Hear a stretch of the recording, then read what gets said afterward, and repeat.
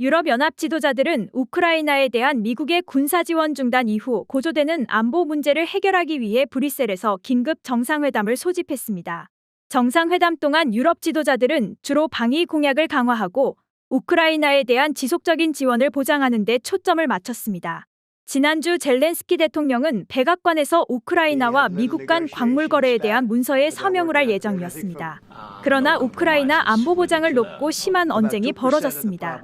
What kind of diplomacy? For you to come to the Oval Office and try to litigate this in front of the American media. Have you ever been to Ukraine? That you say what problems we have. God bless. You don't know that. God bless. You don't God know bless. that. No You're dictate. in no position to dictate what we're going to feel. You're gambling with World War III. Disrespectful to the country, this country. From the very beginning of the war, we've been alone. We gave you, through I this said thank stupid you. president, $350 billion. You have to be thankful. You don't have the I'm cards. thankful. 미국 트럼프 대통령과 젤렌스키 대통령 간의 악연, 그리고 젤렌스키 대통령과 JD 부통령, 트럼프 대통령 간 대화에서 나오는 사건의 배경과 양자간 언쟁의 맥락에 대한 해설은 트럼프, 젤렌스키 회담과 유럽의 대응편에서 자세히 다루고 있습니다. 한편 젤렌스키 대통령은 백악관을 나와 폭스뉴스와의 인터뷰에서 사과를 거부하고 잘못한 게 없다고 주장했습니다. President Trump said after your meeting that you disrespected him and the vice president and all of America in the Oval Office. Do you think you did? And do you think you owe an apology to President Trump? And I'm not sure that we did something bad.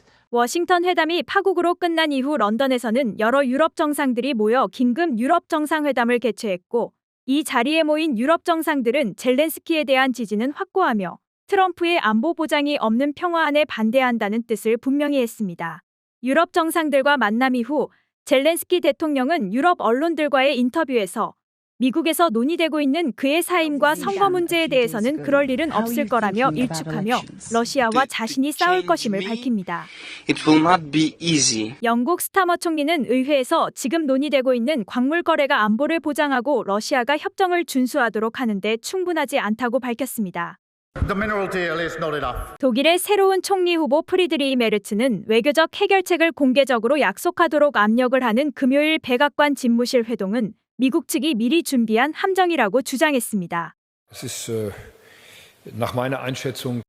캐나다 튀르도 총리도 젤렌스키에 대한 적극적인 지지를 표명했습니다. I stand with Vladimir Zelensky. 영국과 프랑스가 앞장서 그들만의 한 달간 휴전 계획을 내놓았습니다. 영국 총리는 우크라이나의 군대 파견의 길도 열려 있다고 말합니다. 유럽이 독자적인 휴전 계획을 내놓자 트럼프 대통령은 미국의 평화 제안에 대한 우크라이나의 쇼가 나올 때까지 모든 군사 지원을 중단하라고 지시를 내렸습니다. 유럽의 독자적 평화 계획에 대해 젤렌스키를 더욱 압박하기 위한 조치로 갈등을 해결하려고 노력하는 미국의 노력에 더 감사를 받고 싶다고 했습니다. Well, I just think you should be more appreciative because this country has stuck with them.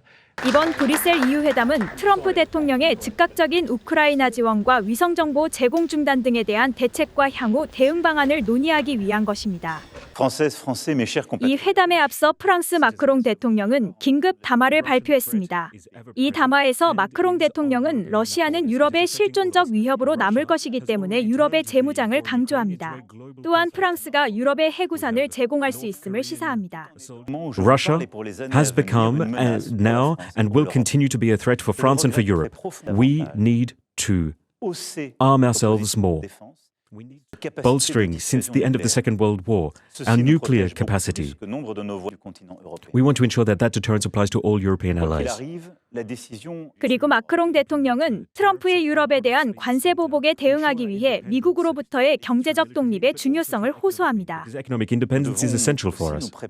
젤렌스키 대통령도 브뤼셀로 떠나기 전에 이미 핀란드 대통령, 영국 총리, 그리스 총리, 크로아티아 총리, 나토 사무총장 그리고 최근 연방의회 선거에서 승리한 독일 CDU당 대표인 프리드리히 메르츠와 통화를 통해 강력한 지지를 받았다고 설명했습니다. 또한 이후 정상회의에서 새로운 공동 조치가 있을 것임을 밝혔습니다.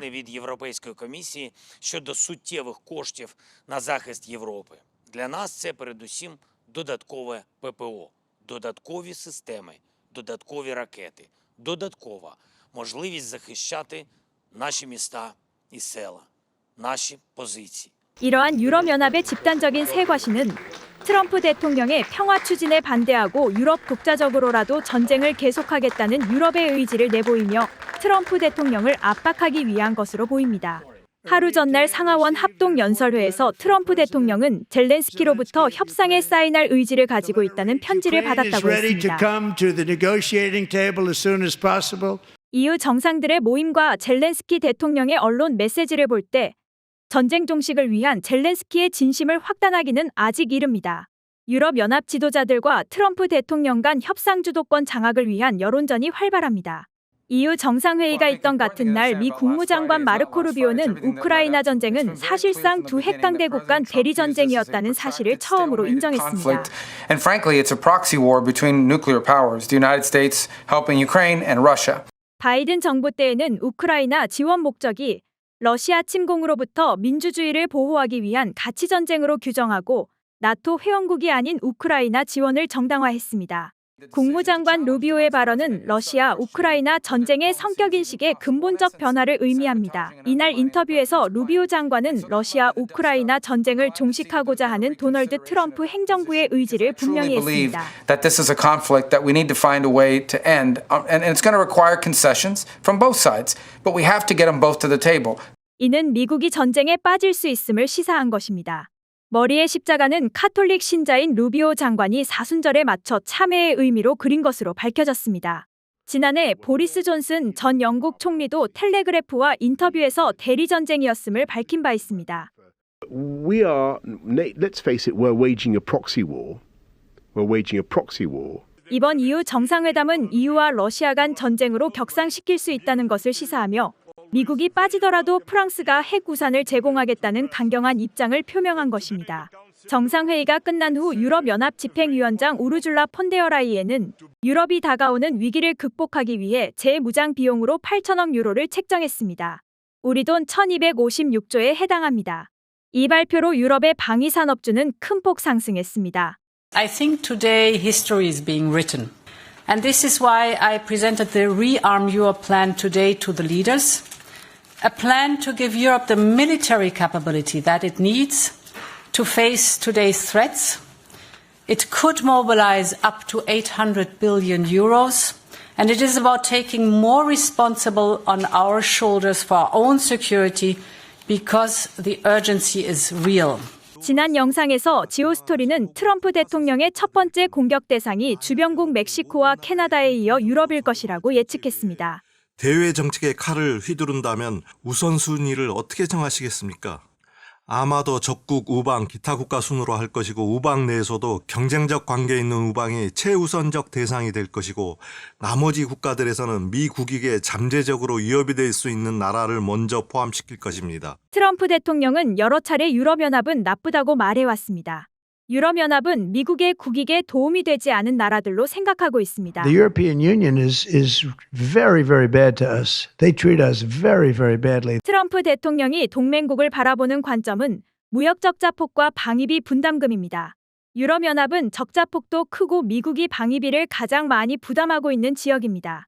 EU 정상회의가 있던 날 행정명령에 사인하면서 트럼프 대통령이 언급한 내용을 보면 그의 생각을 확실히 알 수 있습니다. Making any changes to NATO where a NATO country gets attacked but they're not paying enough dues so the United States doesn't defend them? Well, I've said that. First came in, we were paying almost 100% of NATO. NATO it was crazy. We were supporting NATO. We were paying the bills for other countries. And yet those same countries, mostly European, the European countries were ripping us off in trade. They won't take our cars. They wouldn't take our agricultural product. They wouldn't take anything. Yet we were taking their cars by the millions, Mercedes and BMW and Volkswagen, all of them. We were taking their cars. They weren't taking it. We were taking their farm products. They weren't taking ours. It was a total ripoff. And yet we were protecting them by giving them the money. And 트럼프 일기 때 나토 회원국들에게 GDP의 2%까지 방위비를 분담할 것을 요구했지만 2기에는 5%까지 요구하고 있습니다. 지난 영상에서 분석한 내용입니다. 안팎에서 EU 국가들을 향해 동시에 공격하는 이유는 EU 국가들의 방위 비율을 최소한 여기까지 올리게 하고 트럼프의 관세로 적자폭을 줄여 이쪽 세이프존으로 EU 국가들의 포지션을 옮기려는 목적입니다. 올 상반기 내에 성과를 내지 못하면 트럼프 전략은 무너진다고 봐야 합니다. EU를 최대한 압박한 이후에 서서히 각계존투로 개별 우방 국가를 압박할 것으로 보입니다. 한국은 우선순위는 아니지만 이러한 트럼프 대통령의 전략은 EU 국가들을 뭉치게 하고 자체 해구산을 가지겠다고 미국을 압박하는 결과를 몰고 왔지만 결국 나토 국가들이 8천억 유로까지 국방비를 늘리겠다는 결심을 하게 만들었습니다. 트럼프 대통령은 미국 위성정보 제공을 전면적으로 중단시켰고 러시아는 이 틈을 타 우크라이나 크리비리흐에 있는 호텔을 탄도미사일로 공격했습니다. 러시아 측 발표에 따르면 호텔에 다수의 나토 군인이 있었다고 보도했습니다. 이 미사일 공격으로 4명이 사망했고 30명이 부상했다고 젤렌스키 대통령은 밝혔습니다. 또한 그는 이 호텔이 공격받기 직전 우크라이나와 미국 및 영국에서 온 인도주의 단체가 체크인했다고 했습니다. 한편 같은 날 영국의 존 힐리 국방장관은 우크라이나와의 정보 공유 문제를 논의하기 위해 펜타곤을 방문해 미 국방부 장관 피트 헤그세스를 만났습니다. 우크라이나는 미국의 정보 공유 없이는 미사일과 장거리 드론 공격을 할 수 없습니다. 폭스뉴스는 유럽이 드디어 수표책을 오픈했다며 트럼프 대통령의 승리로 보았습니다. 미국 정보조사국장 털시 가바드는 현재 공격용 위성 정보는 제공하지 않지만 방어용 위성 정보는 제공하고 있다고 밝혔습니다. Europe is finally opening up its checkbook. But any intelligence going towards defending Ukraine against attacks coming into their country would continue. 지금까지 트럼프 대통령은 우방을 빠르게 몰아붙이며 성과를 축적하고 있습니다. 성과를 빨리 낼 수 있는 국경 문제와 불법 이민자 문제를 먼저 처리했고 마약 카르텔을 범죄단체로 지정하여 국민의 환호를 샀습니다. 파나마 운하 양쪽 출입구에 있는 홍콩 회사 소유 컨테이너 터미널 지분을 블랙록이 인수해 이미 파나마 운하의 운영권은 미국의 손으로 넘어갔습니다. 미국이 전 세계의 군사기지를 건설하는 동안 중국은 전 세계의 항구를 사들였습니다. 이제 미국이 거대 자본을 동원해 이들 항구를 다시 사들이려고 합니다.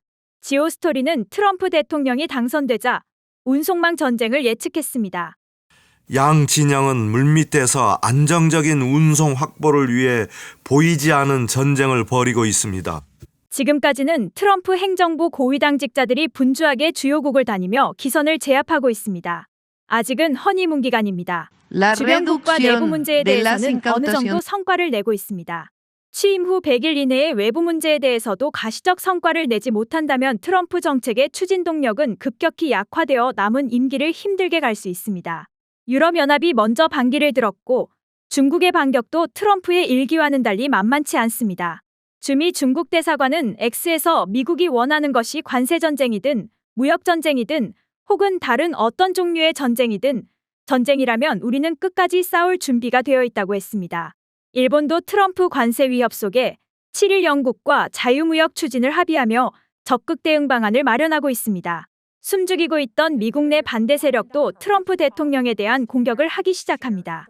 원로 상원의원 버니 샌더스는 트럼프 대통령의 상하원 합동연설에서 약자를 위한 정책이 하나도 없다며 강하게 비판하고 나섰습니다.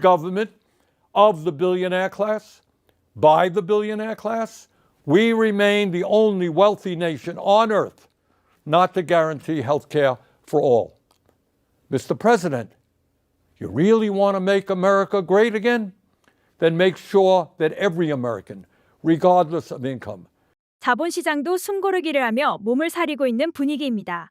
중국, 유럽 등 외부와의 성과가 미진하면 트럼프 대통령의 후순위 딜 국가인 한국을 먼저 건드릴 수 있습니다. 상하원 합동연설에서 알래스카 파이프라인에 대한 언급을 하였습니다. 이는 한국의 잽을 던져놓은 거나 마찬가지입니다.